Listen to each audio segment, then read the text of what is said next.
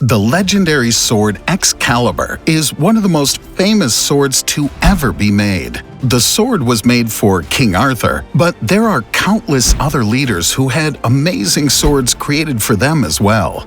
These swords were custom-made for the most fearsome rulers of all time and would add to the terrifying punishments that these kings would inflict upon their victims. Today, we'd like to introduce you to some of the most mysterious, legendary swords of all time. Norimitsu Odachi. The Norimitsu Odachi is one of the most amazing swords ever invented in Japan. The sword was made sometime in the 15th century and is said to measure over 10 feet long, or about 3.7 meters. Regardless of its size, the sword weighs just 15 kilograms. The sword is so large that many people have begun to wonder if it could have been created for a giant, though that is obviously very unlikely. Probably. What did you say? I don't know about you, but if I happened to find a sword that was longer than the average car, I'd be seriously spooked. The sword is named after a traditional Japanese word for long sword, which is simply Odachi, though the first half of its name comes from its creator, Norimitsu. We don't know for sure, but we believe the sword was most likely created in the year 1446. Norimitsu was from Osafune, and had been a world-renowned swordsman at the time that would create some of the most impressive swords in Japanese history.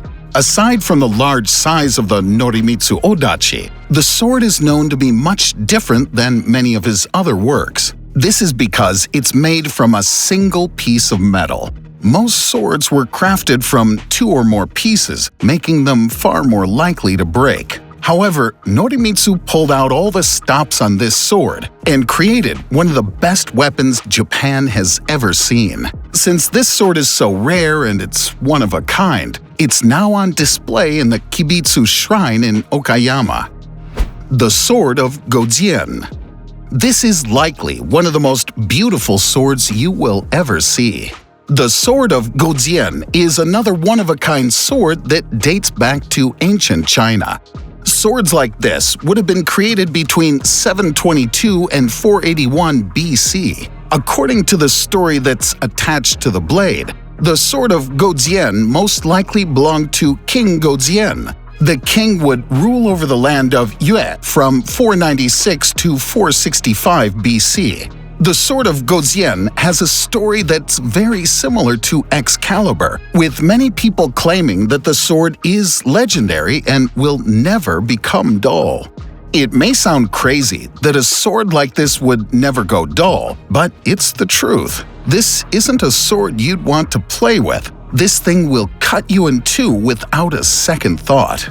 Many people believe this because even though the sword is over 2,500 years old, it's just as sharp today as it was all those years ago. Even today, it's rumored that the sword can still easily cut through a block of paper with ease. We don't know for sure how the sword managed to stay so sharp after all this time, but it's most likely due to the metals it's made out of.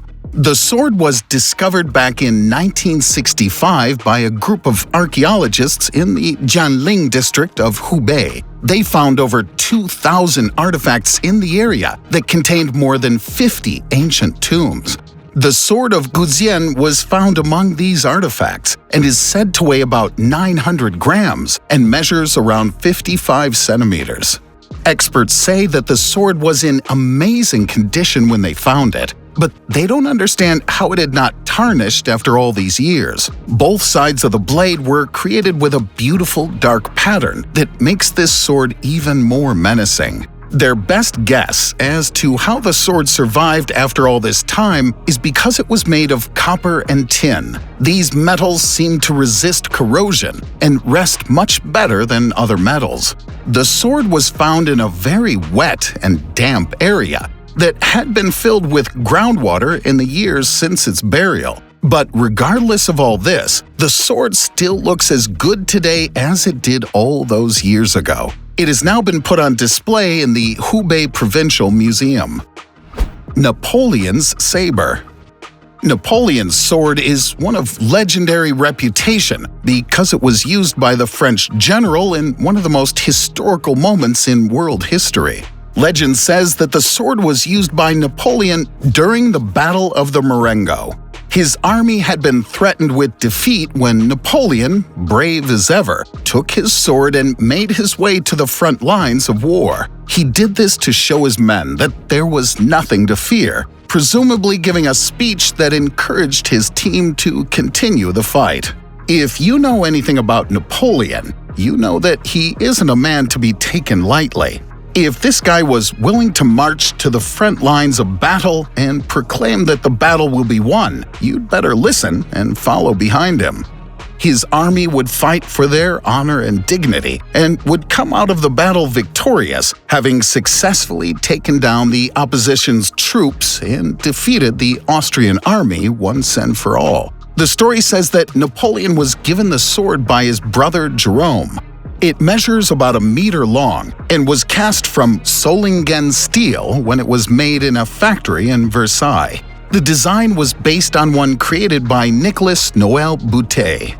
The sword is said to have a wooden handle with a leather-wrapped scabbard. It remained in Napoleon's family's possession for over 200 years after the battle, but it was sent to auction in 2007.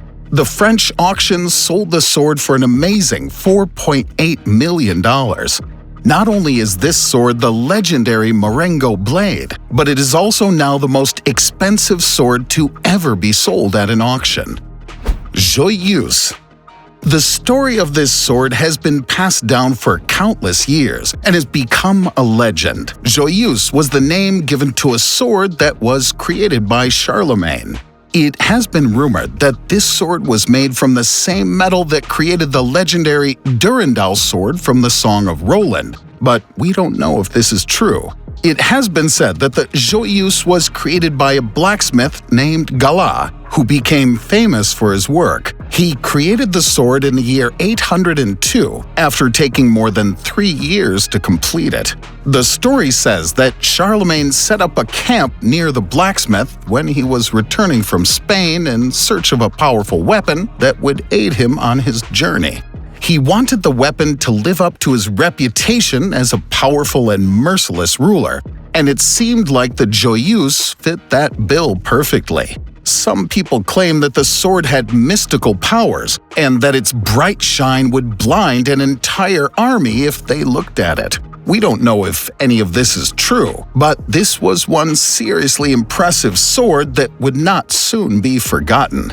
Could you imagine the pride this blacksmith must have felt when a man traveled from halfway across the world strictly to buy one of his swords? When Charlemagne eventually passed away, his sword was no longer used and it was put on display. Over the years, it would be modified and decorated with all sorts of new pieces. Rather than a useful sword, this meant that it had become a work of art that would never be used again until Charles X would be crowned king. The sword was placed in the Louvre Museum in Paris in 1793 and would remain there until 1824, awaiting King Charles X's arrival.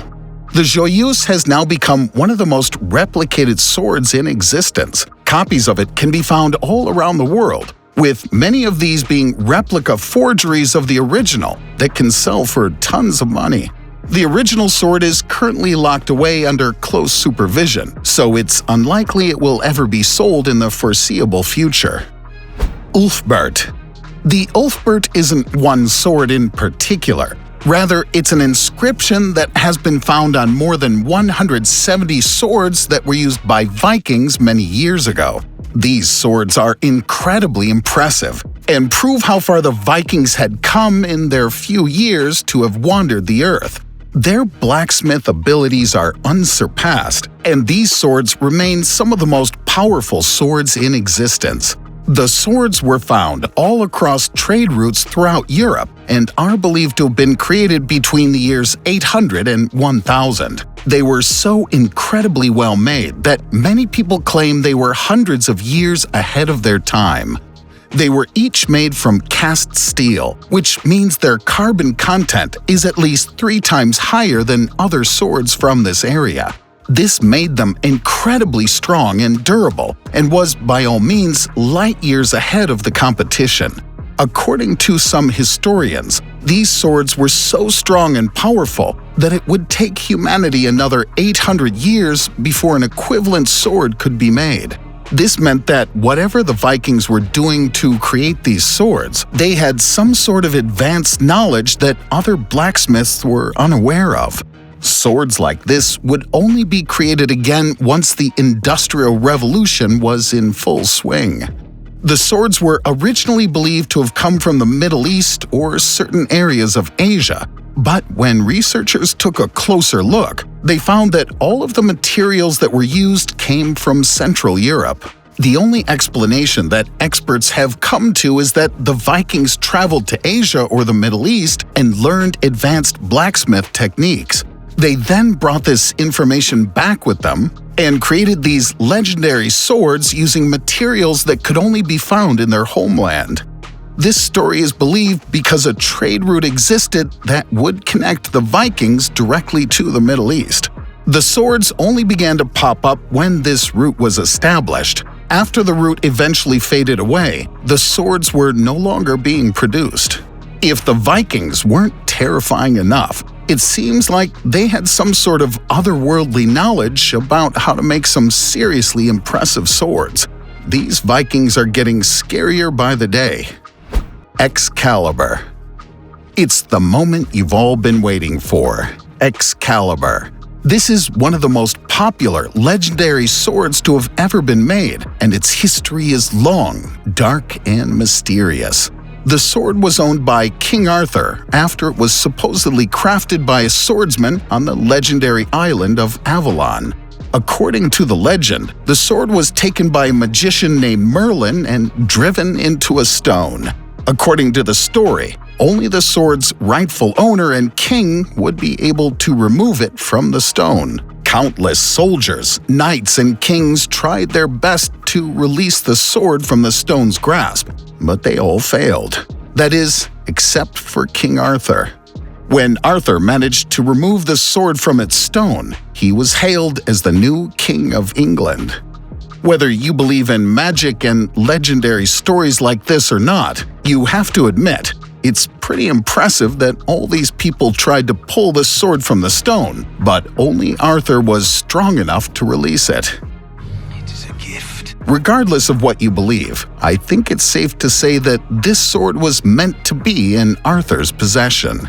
The legend says that Arthur was granted incredible strength after removing the sword from the stone. However, he would only be strong so long as the sword was in his possession. This made him a walking target, as everyone wanted to get their hands on the sword and claim his almighty power. The sword was eventually stolen, and Arthur was, once again, a vulnerable human. It wouldn't be long before Arthur would lose his life in a battle against his own son. The sword was taken and brought back to the island of Avalon, and Arthur was buried at sea. The legend says that his body is still in the depths of the ocean and is being guarded by the Lady of the Lake. Thanks so much for watching. Be sure to hit that like button and ring the notification bell for more videos.